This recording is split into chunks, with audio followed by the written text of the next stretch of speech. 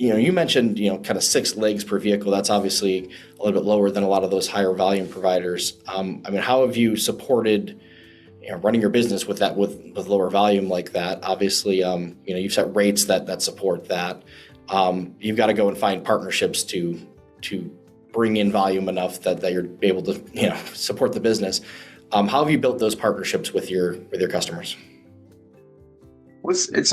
Well, we always consider ourselves to be a premium level service. So we're in a great market in the sense that we're not the most expensive provider in town, but we're higher priced than most of the volume-based providers.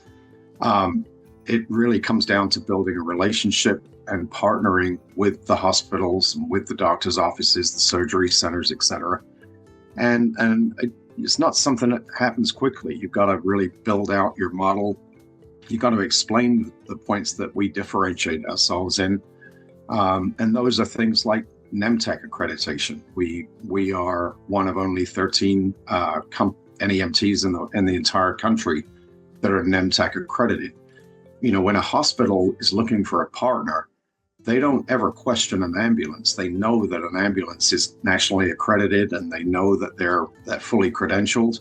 But that's not true in the NEMT world. I often think of the transportation, or the NEMT segment, as kind of like a triangle. You've got a big base at the bottom and a point at the top. And at the top, you've got the EMS and the ALS ambulance services.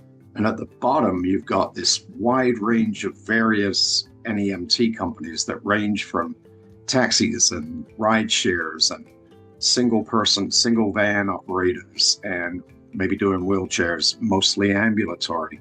And we feel like there's a middle point somewhere in there between the ambulances and the NEMT at the bottom.